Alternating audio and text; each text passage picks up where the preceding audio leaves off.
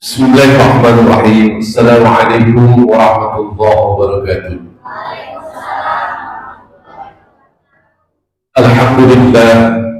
الحمد لله وكفى والصلاة والسلام على رسوله المصطفى محمد وعلى آله وأصحابه أهل الصدق والوفاء. وقال تعالى: أعوذ بالله من الشيطان الرجيم. بسم الله الرحمن الرحيم. شهر رمضان الذي أنزل فيه القرآن هدى للناس وبينات من الهدى والفرقان. وقال النبي صلى الله عليه وسلم: إن القرآن يأتي يوم القيامة شفيعا لأصحابه. وفي حديث آخر: مثل المؤمنين الذين يقرؤون القرآن كمثل الأترجة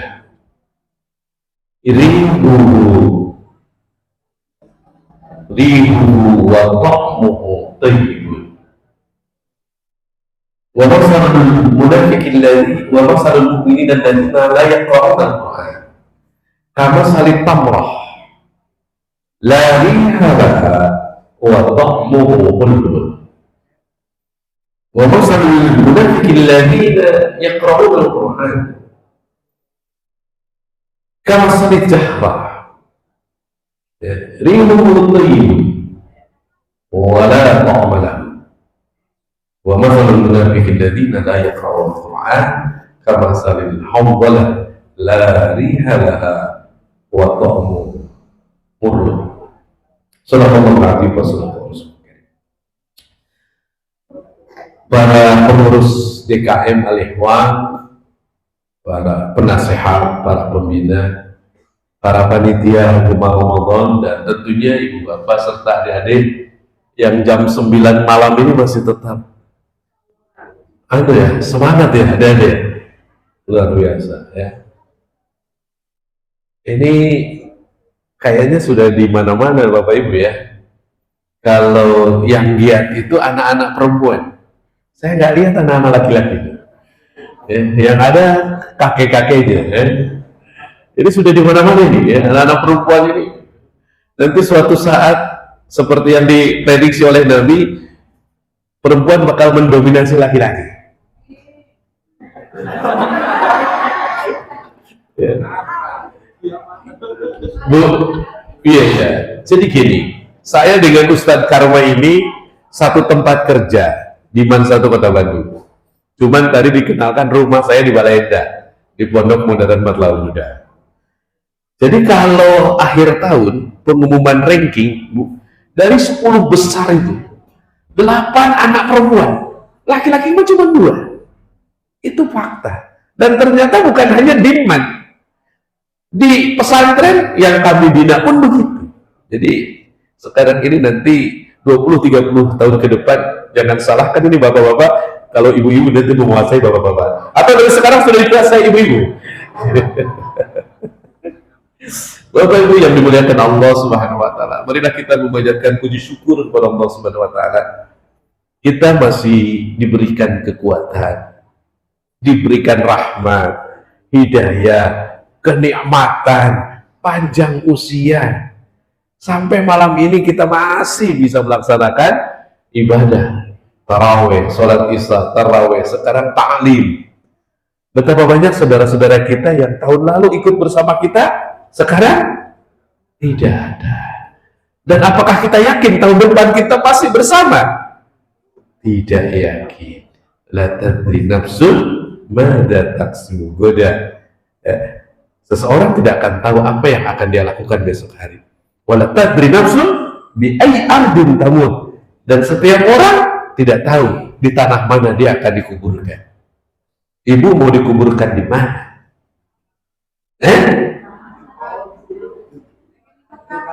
Bapak di mana? Ya. Kalau saya terserah yang mau nguburin. Gitu ya. Iya. Masing tak terjelas yang dikuburkan di satu tempat ya nggak bisa. Ya, jangankan ngubur milik kuburan, mandi aja nggak bisa. Pakai kain kapan aja nggak bisa. Ibu rahimahullah. Salawat dan salam kepada baginda Rasul Nabi besar Muhammad sallallahu alaihi wasallam. Pada pertemuan kali ini saya tidak mau berpanjang kalam karena nuzulul Quran temanya, dan ini sungguh tema yang sangat luas. Temanya sangat luas. Ya. Oleh karenanya saya mau tes dulu nih, anak-anak saja, nggak usah orang tua. Dek, halo. Ya, nanti kalau anaknya nggak bisa dibantu orang tua. Adik-adik sudah tahu Al-Quran? Sudah tahu Quran? Apa itu Quran? Ya? Apa deh? Bu, bantu bu. Kitab suci dan kalam Allah. Betul bu. Tapi karek 1/9. Ada lagi bertambah. Satu kalam Allah, Al-Quran itu. Yang dua, petunjuk, fungsi Al-Quran itu petunjuk. Tiga, pedoman hidup. Itu tiga. Empat, lalu bapak-bapak, empat apa? Mukjizat Nabi Muhammad. Lima, obat syifa. 6,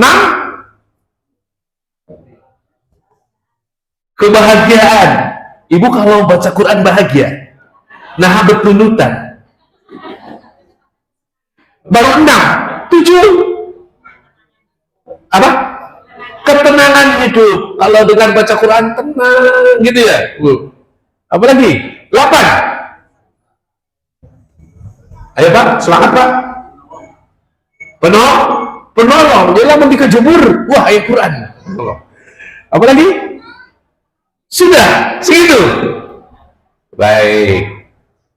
Supaya menutup jalan. Nih. Supaya menutup jalan orang-orang yang ingin merusak Al-Quran. Saya ambil definisi Al-Quran dari beberapa para ulama yang ada 9 unsur. Tadi sebagian sudah disebut sama Ibu ya. Baik, saya coba. Ini supaya Al-Quran terhindar dari pemalsuan, Al-Quran terhindar dari pelecehan, Al-Quran terhindar dari segala hal yang buruk. Yang sekarang, Ibu Bapak, kalau kita lihat di YouTube, betapa banyak orang yang menistakan Al-Quran. Betul nggak? Betul. Makanya perlu definisi ini saya sampaikan malam hari ini di sini. Ada 9 unsur definisi. Al-Quran huwa kalamullah. Betul. Al-Mu'jiz. Yang kedua, Al-Munazzalu ala nabiyyina Muhammadin sallallahu alaihi wasallam. 3. Yang keempat, biwasitatil amin Jibril alaihi salam. Yang kelima, al-manqulu ilaina bitawatur. Yang keenam, al-mahfudhu bis-sudur. Yang kedelapan, yang ketujuh, Ibu berarti konsentrasi, saya ngecek aja al-maktubu bil masahib. Yang kedelapan, al-muta'abbadu bitilawati. Yang kesembilan, al-mabdu'u bisuratil Fatihah wal mukhtatamu bisuratin Nas. Nah, kita akan bahas 9 ini. Mudah-mudahan dari jam 9 sampai jam 12. Wah, Ibu Bapak kuat, tapi saya yang ribu. Baik. Ada 9 unsur definisi Al-Quran yang mampu menjaga Al-Quran yang kita muliakan ini dari orang-orang yang tidak bertanggung jawab. Yang pertama, Al-Quran itu kalamullah. Al-Quran itu firman Allah. Ini dulu Bapak Ibu, orang-orang kafir Quraisy, ketika Nabi SAW membacakan Al-Quran, wah bohong itu Muhammad katanya, berdusta Muhammad, ngarang Muhammad. Akhirnya Allah berfirman yang disampaikan oleh Nabi Muhammad SAW kepada orang-orang kafir. Apa kata Allah? Walau taqawwala alaina ba'dul aqawil la akhadna minhu bil yamin summa laqata'na minhu al-watin. Muhammad, kata Allah, sekiranya kamu mengada-ada satu kata saja dari Al-Quran, ya, karena ini dulu sejak dulu Kanjeng Nabi Muhammad SAW difitnah bahwa Nabi itu membuat-buat Al-Quran. Bahkan orang-orang Barat menyebutkan itu adalah karangan Muhammad. Makanya oleh Allah dikatakan, walau taqawwala alaina ba'dal aqawil la akhadna minhu bil yamin summa laqata'na minhu al-watin. Sekiranya Muhammad mengatakan satu kata dalam Al-Quran, la akhadna minhu bil yamin, akan aku tarik tangan kanannya, summa laqata'na minhu al-watin, kemudian akan kami iris urat nadinya. Kalau Muhammad membuat Al-Quran, Al-Quran kalam Allah. Yang kedua, kalam Allah al-mu'jiz. Apa itu al-mu'jiz? Berupa mu'jizat. Orang dia terus terang mukjizat. Halo? Mukjizat itu kumaha, Bu? Mukjizat itu adalah sesuatu yang luar biasa. Bapak Ibu, disebut mukjizat karena mampu mengalahkan lawan. Disebut mukjizat. Jadi mukjizat itu dari kata ajaza yu'jiju, artinya melemahkan lawan. Siapa orang yang mau melawan Al-Quran, maka dia akan dikalahkan oleh Al-Quran. Ya. Allah berfirman dalam surah Al-Baqarah yang dekat, Bu, yang dekat.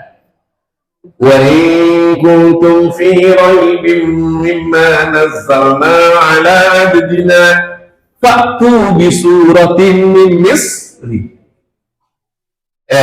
Jika kalian ragu terhadap Al-Quran yang aku turunkan kepada hambaku, datangkan satu surat. Ada orang Arab waktu itu yang bisa membuat Al-Quran? Ada nggak? Ada, Bu, dalam sejarah? Ada yang ngaku, Musailamah Al-Kadzdzab. Musailamah Al-Kadzdzab ngomong gini, Bu, Al-fil, mal-fil, wa ma'adraka mal-fil, jismun kabir, wa hurtum tawil. Hartosna. Kan ayat surah Al-fil, Bu. Nah, dari Al-fil. Gajah. Kata Musailamah, Al-fil, gajah. Mal-fil, apa itu gajah? Wa ma'adraka mal-fil, siapa yang memberitahu kepadamu tentang gajah? Jismun kabir, badannya gede, wa hurtum tawil, belalainya panjang. Kalau yang begitu tidak perlu menurunkan ayat, pergi aja ke kebun binatang ketemu. Tapi Al-fil yang Allah turunkan berbeda dengan yang dikarang oleh Musailamah Al-Kadzdzab. Dari dulu sampai sekarang nggak ada yang bisa membuat Al-Quran. Cek dalam Quran surah Al-Isra ayat 88. Allah berfirman begini, Kul la in istama'atil insu wal jinnu ala ayyatu bimisli hadzal Qur'an la ya'tuna bimislihi walau kana ba'duhum li ba'din dhahir. Katakan Muhammad, sekiranya jin dan manusia berkumpul, Bu, berkumpul untuk membuat semisal Al-Quran, la ya'tuna bimislihi walau kana ba'duhum li ba'din dhahir. Tidak akan bisa membuat Al-Quran walaupun satu sama lain saling mendukung. Itu baru sisi kebahasaan, Bu. Belum dari sisi kemujizatan batiniah Al-Quran, kemujizatan ilmiah Al-Quran. Contoh, saya berikan contoh saja. Ada seorang penyelam dari Amerika. Dia nyelam ke dasar laut. Di dasar laut dia menemukan air tawar. Bingung dia, ini ilmuwan, Bu. Kan laut itu rasanya apa airnya? Ya ujung-ujung kayak cair laut, Tawar. Bingung dia.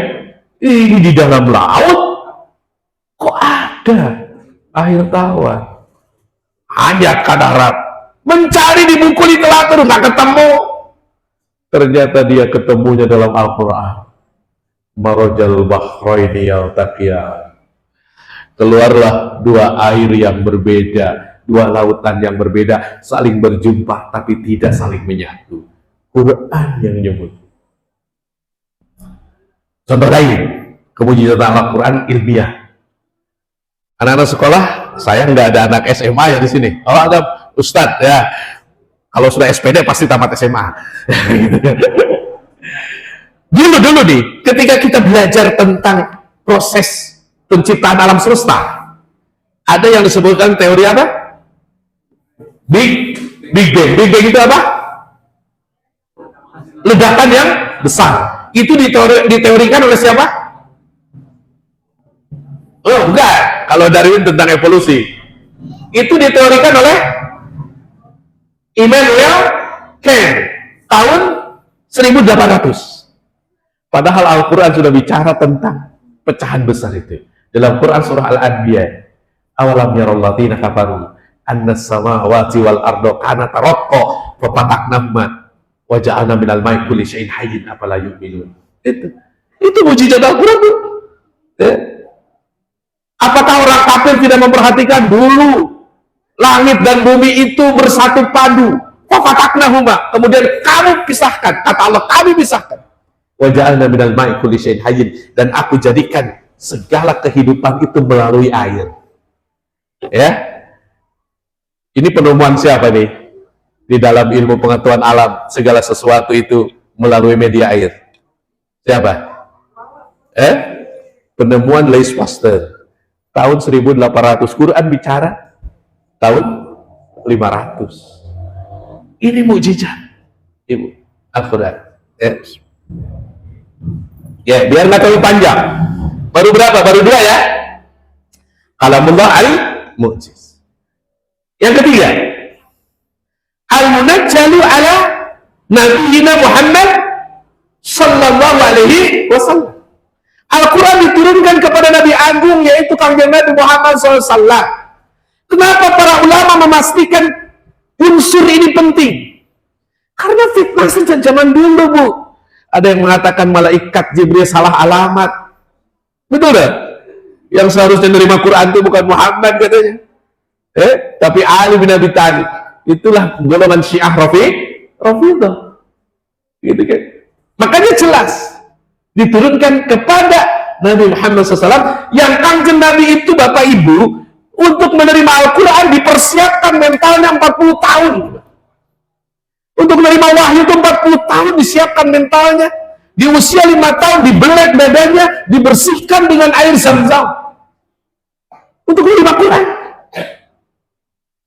Terus kalau ada orang tiba-tiba, oh saya dapat wahyu, nah, ini kan Nabi SAW yang sudah 40 tahun dipersiapkan untuk menerima wahyu Al-Quran, ketika wahyu turun gemetar dia lari kepada Siti Khadijah, dia mengatakan dasiruni, selimuti aku.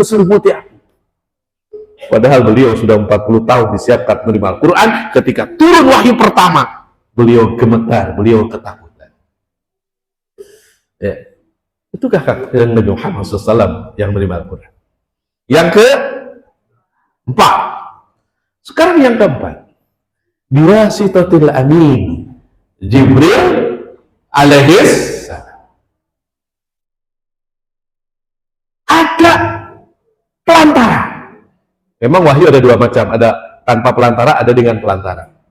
Tapi Al-Quran pada umumnya diturunkan oleh Allah dengan pelantara, yaitu malaikat Jibril. Terkadang nih, ibu bapak, terkadang malaikat itu ya tamassalur rajul. Terkadang malaikat itu hadir kepada Nabi dalam bentuk wujud seseorang. Dan terkadang juga malaikat berada dalam posisinya sebagai malaikat yang mengisi alam malakut. Apa konsekuensinya Bapak Ibu? Kedua kondisi ini Coba kita bayangkan Al-Quran ini diturunkan luar biasa ini. Ya? Kalau kita sekarang yang membaca Al-Quran hari-hari terhadap Al-Quran sungguh keterlaluan. Ini Kanjeng Nabi Muhammad menerima Al-Quran dengan dua kondisi yang berbeda. Ketika malaikat Jibril turun membawakan wahyu Allah, ya tamassalur rajul. Malaikat Jibril hadir dalam wujudnya manusia. Nabi SAW merasa senang karena Kanjeng Nabi tidak perlu menguras energinya untuk menyesuaikan dengan alam malakut tadi, karena malaikat sudah turun dalam wujud alam manusia. Dan itu kata Nabi sesuatu yang paling kami senangi ketika menerima wahyu datang malaikat dalam wujud seseorang. Tapi yang berat kata Nabi, ketika aku harus menerima wahyu, malaikat posisinya berada di alam malakut, sehingga Nabi harus menguras energi manusianya untuk dapat menerima frekuensi langit. Ya? Bapak Ibu, mungkin Bapak Ibu pernah mendengar bagaimana ketika Kanjeng Nabi Muhammad sedang berada dalam pangkuan Siti Aisyah radhiyallahu anha, tiba-tiba beliau gemetar, berkeringat, badannya menjadi berat, dan itu dirasakan oleh Siti Aisyah radhiyallahu anha. Sesaat kemudian hilang rasa berat itu, hilang gemetarnya Rasul. Kemudian Siti Aisyah bertanya kepada Rasulullah SAW, ya Rasulullah, apa yang terjadi pada dirimu? Barusan kamu gemetaran, engkau gemetaran, kepalamu menjadi berat. Apa kata Rasulullah SAW? Wahai Aisyah, barusan Jibril datang kepadaku memberikan wahyu dari Allah Subhanahu wa Ta'ala. Dan ketika Jibril menurunkan wahyu kepada Nabi SAW, dalam banyak ayat disebutkan, ala qalbika litakuna lil alamin nadhira, bahwa Al-Quran itu diturunkan kepada hati, bukan kepada otak.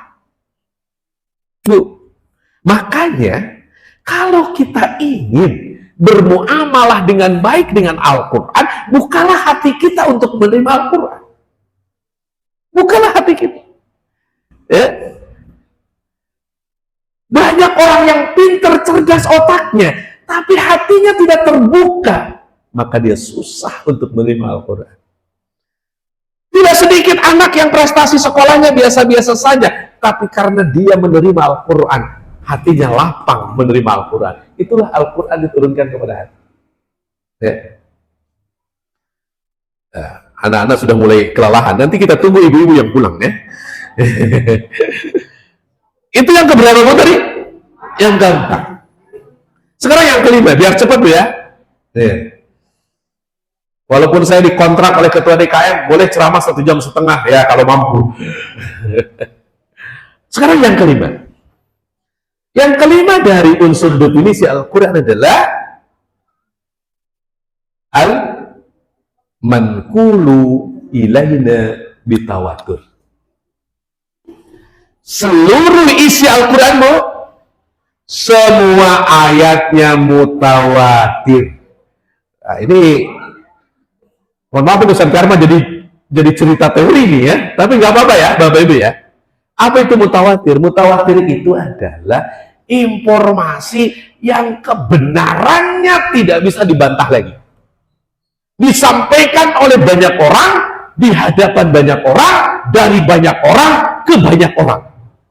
Jadi Al-Quran itu beritanya adalah berita mutawatir yang tidak bisa disanggah lagi. Makanya Pak Bu, satu saja kesalahan Al-Quran, kalau kita menemukan mushaf yang salah tulisan, langsung ketemu. Langsung ketemu. Suatu hari saya didatangi teman, dia lagi Ramadan begini di tadarus, dia baca surah As-Saff, dia merasa janggal. Dalam surah As-Saff ada ayat ke-6 yang berbunyi begini,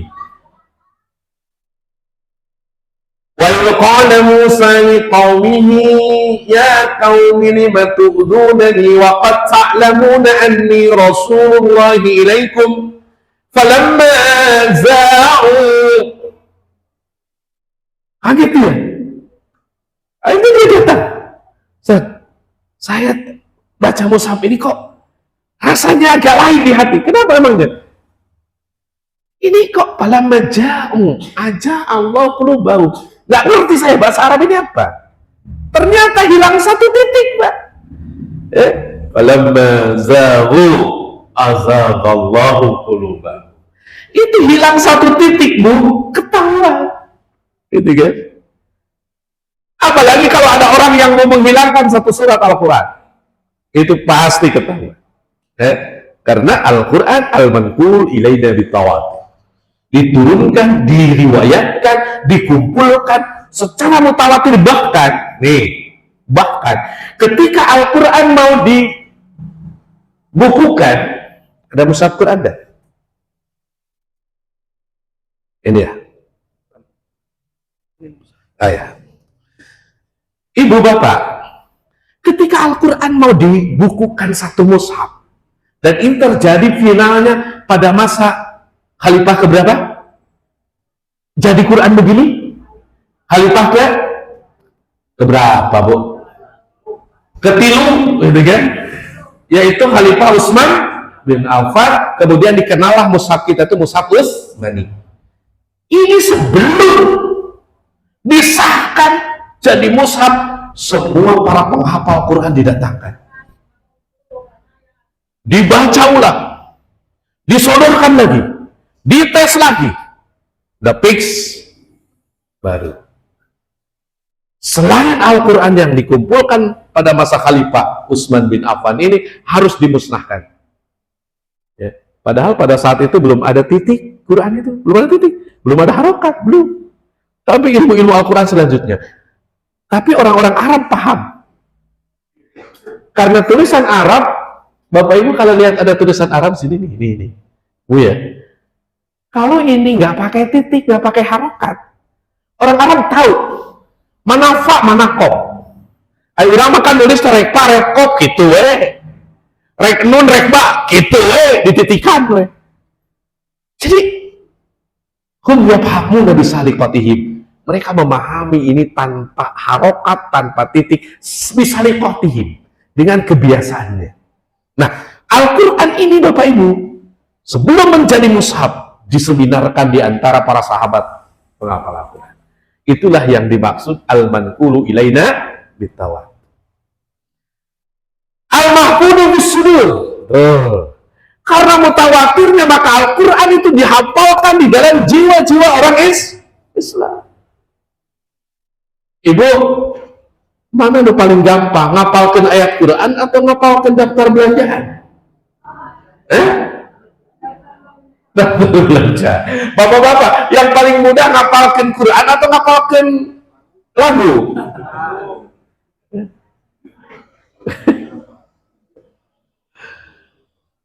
Bapak Ibu, tidak ada kitab yang melebihi Al-Quran dalam hal perhatian umatnya. Sekarang ribuan anak hafal Quran, Pak. Ada di rumah Bapak Ibu yang hafal Quran di antara anaknya? Loh, ada nggak? Nggak ada. Aduh, rugi banget.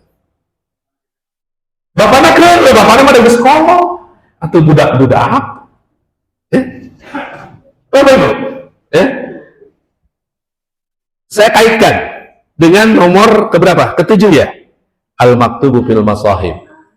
Tadi seperti yang kelima tadi mutawatir, yang keenam dihafalkan, yang ketujuh ditulis al-maktubu fil masahib. Kita coba simulasi. Simulasi ya? Punten.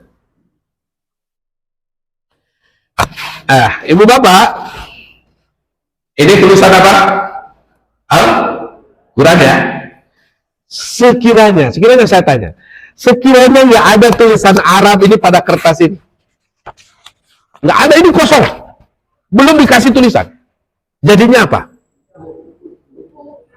Kertas ya? Kertas kosong. Sekarang kalau kertas kosong ibu bapak, aduh, mau dibala-bala, bungkus. Berani nggak nyobek kertas kosong untuk jadi bungkus? Berani. Dengan kertas kosong. Lah sekarang kertas kosong tadi sudah ditulis Al-Quran, beli bala-bala, berani nggak? Coba. Yes.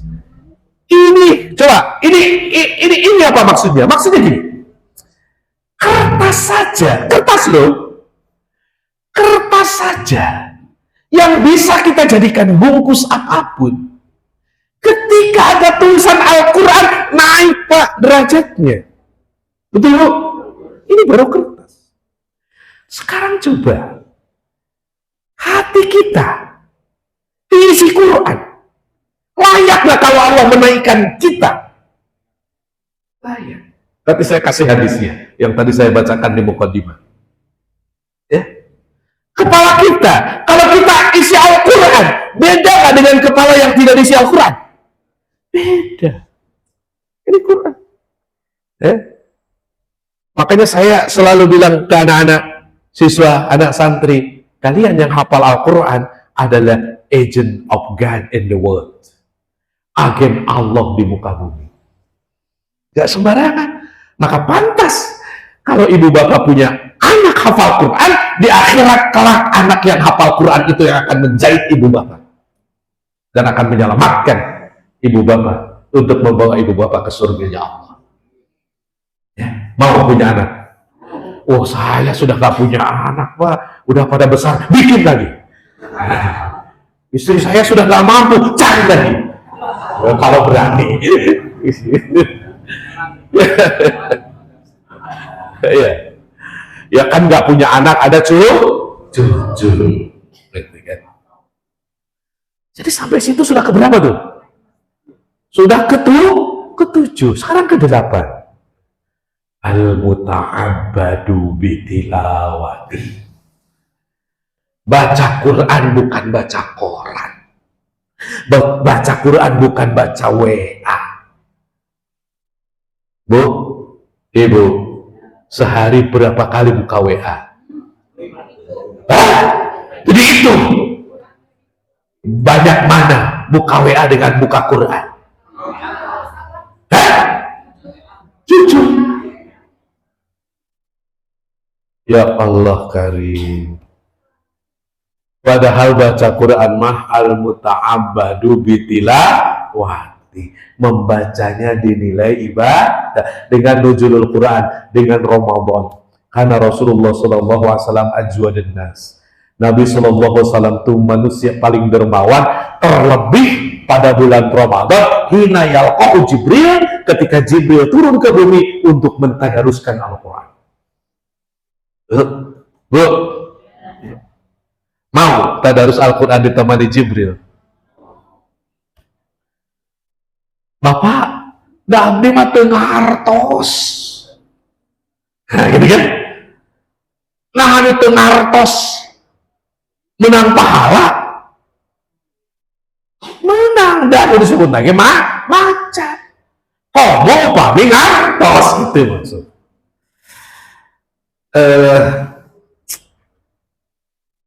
Abdullah Daran, seorang ulama mutakhirin, ulama modern.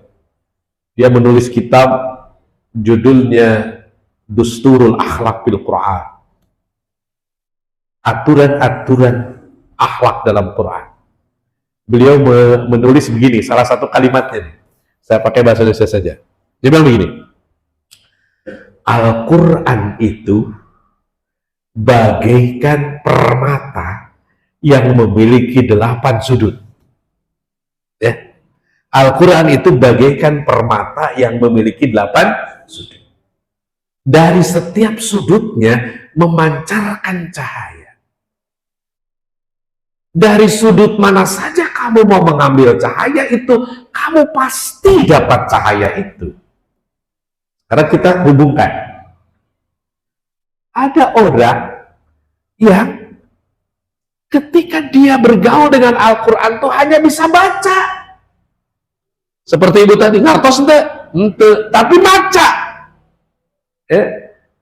Itu satu sudut Quran, satu cahaya Quran. Ada orang melihat Al-Quran itu syifa. Tadi ada yang bilang syifa, apa itu syifa? Obat. Saya mau berobat dengan Quran, silakan. Karena memang Allah mengatakan syifa 5 itu. Bu, ada orang Saya mah ahli biologi, saya mau mengambil ilmu biologi dari Al-Quran, silakan. Banyak sekali dari mulai penciptaan manusia. Saya ahli fisika, silakan. Saya ahli tasawuf, silakan. Saya ahli fikih, silakan. Setiap orang yang datang kepada Al-Quran pasti disambut oleh Al-Quran. Hanya catatannya, Al-Quran ini hidangan dari Allah. Udah ya? Al-Quran itu adalah hidangan dari Allah. Beruntunglah,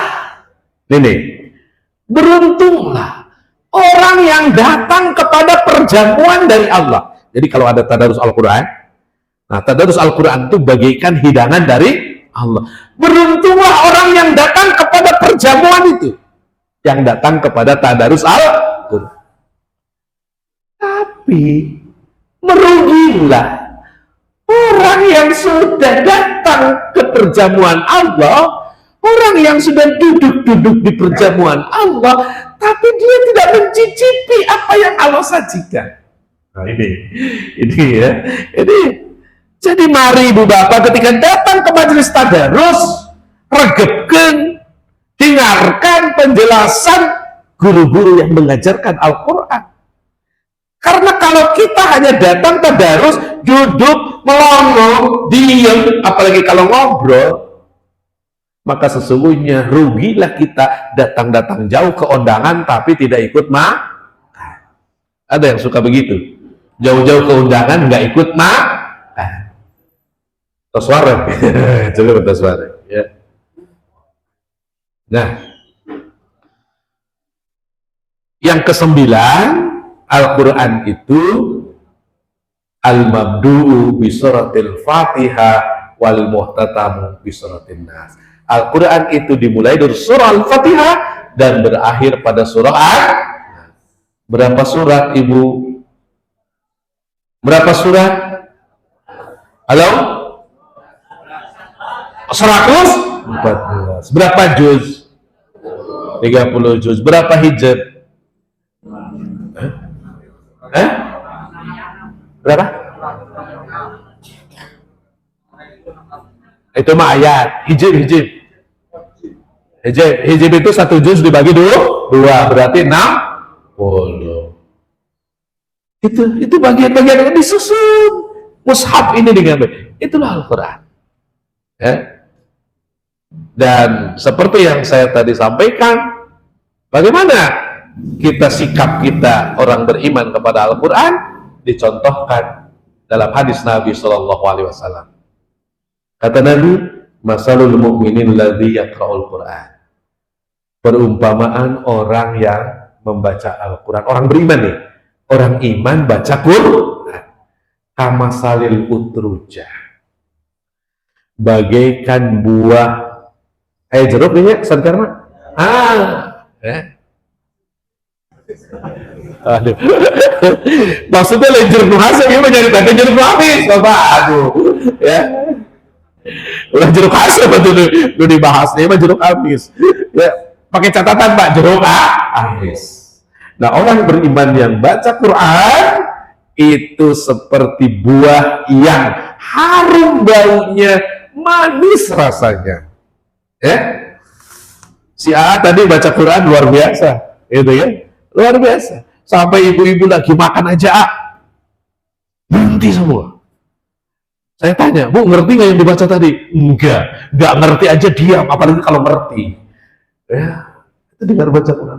Ibu-ibu tadi lagi duku, lagi pisang, saya lihat, ibu-ibu langsung pada berhenti. Bapak-bapak juga berhenti atau terus tadi?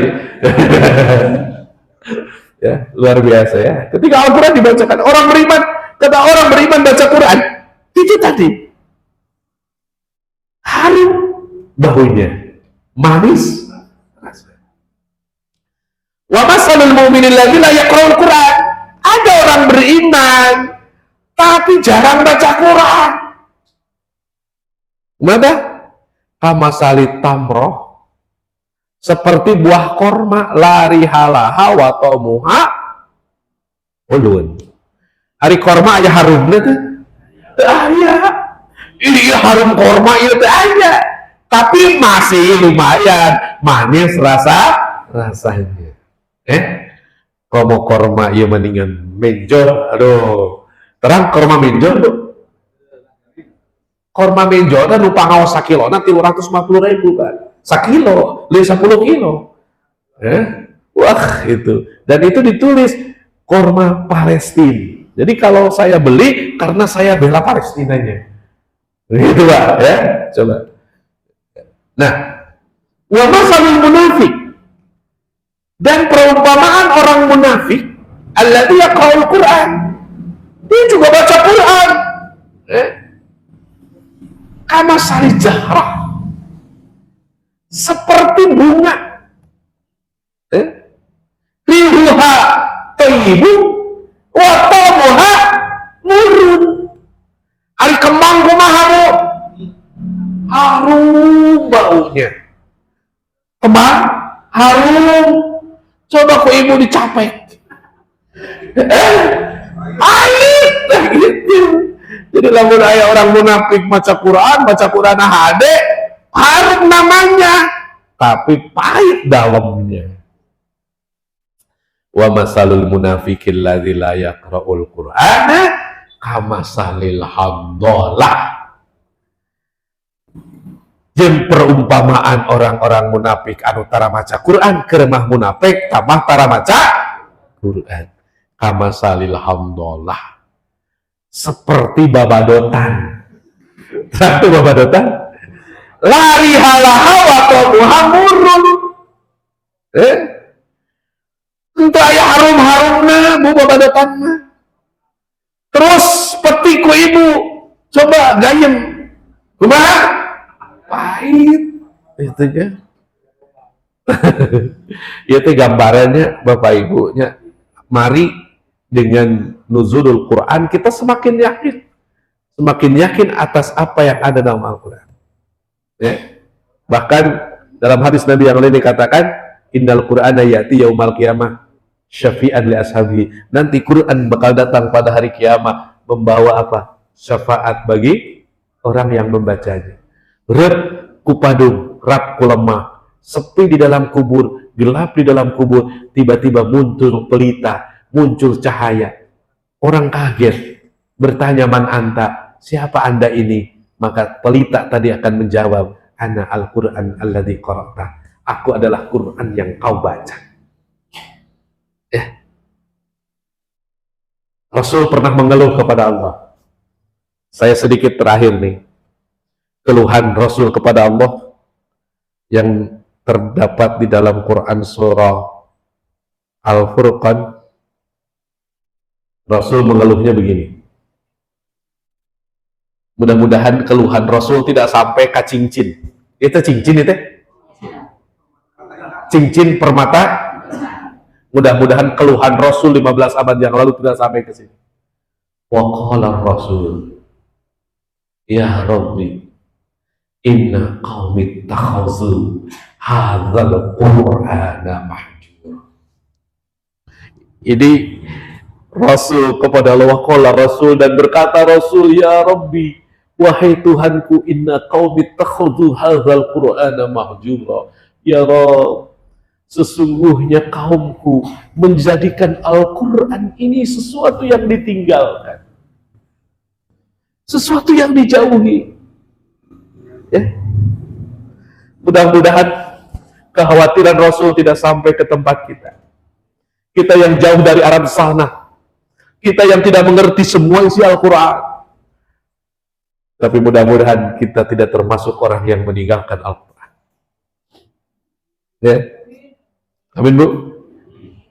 Ibnul Qayyim Al-Jauziyah menerangkan. Beliau mengatakan begini. Man la yaqra'ul Qur'an faqad hajaro. Siapa yang tidak baca Quran, faqad hajaro, sungguh dia telah meninggalkan Al-Quran. Alhamdulillah Ramadan itu mah urang baca Quran sadayana, alhamdulillah. Beres Ramadan dari teraskin Aya hanca anu ngahanca. Ya, tapi orang kedah gaduh nih kunu robanin wala takunu ramadhanin. Jadilah kalian penghamba Tuhan dan jangan menjadi penghamba Ramadan, rajin tegian ibadah bulan Ramadan, gitu maksudnya. Tapi setelah Ramadan ayo kita tingkatkan. Simkuring mereusnya di dia tadi aya jadwal kajian, wah luar biasa. Ustad-ustadnya keren-keren, ya keren-keren. Susah mau dapat RC itu, kudu ke Timur Tengah, ya susah. Makanya ustad-ustad yang datang ke sini sambut sama ibu bapak. Daripada udah baca kitab, cantang tuh tamat. Ya. Makanya kalau kedatangan ustad itu dimuliakan dengan apa? Dimuliakan dengan semangat kita. Dari masalah materi mah relatif, bapak ibunya relatif. Ya. Tapi muliakan ilmunya dengan kita mengambilnya sebanyak-banyak. Kata Ibnu Qayyim, man la yaqra'al Qur'an faqad hajaro. Siapa yang tidak membaca Quran, dia sungguh telah meninggalkan Al-Quran. Wa man qara'ahu walam yafhamu bi. Dia baca tapi tidak paham, faqad hajaro. Dia telah meninggalkan Al-Quran. Makanya ada tadarus Al-Quran. Karena Al-Quran di bahasa Arab perlu dialih bahasakan ke bahasa urang, bahasa Sunda atau bahasa Indonesia. Ibu bapak, simkuring upami ngaos Quran di kayana nyiapkeun mushaf teh sabaraha hiji. Kahiji mushaf anu memang ayatna wungkul. Kedua mushaf anu ayat tafsir ringkas di samping, ya sampingnya. Katilu mushaf nu ayat terjemah bahasa Indonesia. Kenapa menyiapkan itu? Ketika baca Quran kita kehilangan makna. Allah teh keur ngobrol naon ka urang teh sih? Segera buka terjemahnya. Oh, Allah teh keur ngobrol ke masalah larangan zina. Oh, Allah teh keur ngobrol ke masalah larangan riba. Oh, Allah teh keur ngobrol ka urang masalah perintah sholat, zakat, puasa. Bukan. Makanya ojo ke susu. Walau pakai bahasa ojo ke susu, Pak. Jangan terburu-buru. Nabi saja oleh Allah ditegur kok dalam surah Thaha. Wala ta'jal bil Qur'ani min qabli an yuqda ilaika wahyu wa qur rabbi zidni ilma. Ayat Quran teh rabbi zidni ilma teh Bu. Wahai Muhammad, wala ta'jal bil Qur'an, kamu jangan tergesa-gesa untuk dapat Quran. Min qabli an yuqda ilaika wahyu, sebelum aku pastikan wahyu sampai kepadamu. Wa qur rabbi zidni ilman. Katakan Muhammad, zidni ilman, ya Allah tambahkan kepadaku ilmu. Makanya kalau mau belajar Al-Quran doanya rabbi zidni warzuqni birahmatika. Ya, ibu bapak, ini udah harus nih dengan nuzulul Quran tahun ini, yuk semangati. Tadi maca atos, setelah maca supaya orang tidak disebut orang yang meninggalkan Quran, pahami isinya. Mau belajar dengan ustaz silakan, mau buka terjemah silakan. Ya.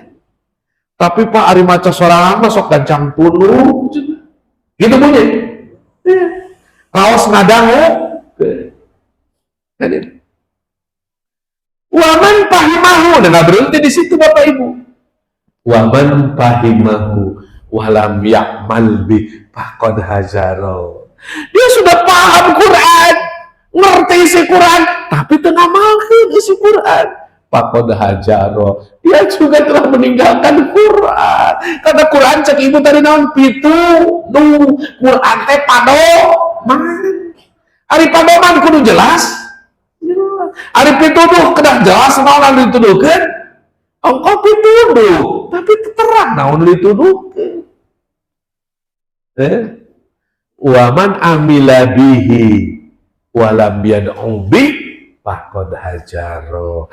Siapa yang telah mengamalkan Quran tapi ngajak kabatur, olangan we soleh teh, serangan we bener teh, we batur mah faqad hajaro, eta tos ninggalkeun Al-Qur'an. Mangga ieu Bapak, nu penting dina ieu wengi urang sadayana bertekad, ya, bertekad kita menyelami isi Al-Quran sambil berupaya melakukannya. Fattakullah kul amantu billah fastaqim, ya. Katakan iman kepada Allah, kemudian istiqomah, ya. Fattakullah mastata'tum, lakukan sesuai kemampuan. Sesuai kemampuan itu sanes ala kadarna, Bu. Sesuai kemampuan kalau memakai bahasa Sunda mah beak dengkak, terang beak dengkak, beak dengkak guys, wah, iya, tak kudu nepi kadinya. Insya Allah, mudah-mudahan malam hari ini kita bersaksi di hadapan Allah, kita saling menyaksikan bahwa kita pernah bermajlis, ya. Saya jadi saksi untuk ibu dan bapak, dan mudah-mudahan ibu bapak menjadi saksi bagi saya di hadapan Allah Subhanahu wa Ta'ala bahwa kita telah mempelajari Al-Quran, kita telah mendorong diri kita untuk lebih dekat lagi dengan Al-Quran. Mari kita tutup dengan doa. A'udzubillahi minasyaitonirrajim. Bismillahirrahmanirrahim. Alhamdulillahirabbil alamin hamdan yuwafi ni'amahu wa yukafi majidah. Ya Rabbana lakal hamdu lakal syukru kama yanbaghi li jalali wajhikal karim wa li 'azimi sultanik. Allahumma shalli wa sallim 'ala nabiyyina Muhammad wa barik wa radallahu ta'ala kulli sahabati rasulil ajma'in. Allahumma ighfir lana wa li walidina warhamhum kama rabbayana shighara. Allahumma ighfir lil mu'minina wal mu'minat wal muslimina wal muslimat al ahya'i minhum wal amwat innaka antas sami'ul qaribun mujibud da'wah ya qadiyal hajat. Allahumma ahsin akibatana fi umuri kulliha wa ajina min hajjil Allahumma sallimna li wa sallim Ramadana lana wa tasallamhu minna mutaqabbala. Rabbana atina fid dunya hasanah wa fil akhirati hasanah wa qina adzabannar. Wa sallallahu ala nabiyyina Muhammad wa ala alihi wa sallam wa akhiru da'wana alhamdulillahi rabbil alamin. Nas'alullaha al-ijabah al-Fatiha. A'udzu billahi minasy Amin. Ar-Rahmanir-Rahim. Maliki yaumiddin. Iyyaka na'budu wa iyyaka nasta'in. Shiratal mustaqim. Shiratal ladzina an'amta 'alaihim. Simkuring nada siap punten boh pilih aya langkung sahur bae carekna boh pilih aya bahasa anu pernahnya ibu-ibu simkuring yang dihaburkeun ka sadayana hadatsallahu wa iyyakum ajmain wa nafa'ani wa iyyakum. Assalamualaikum warahmatullahi wabarakatuh.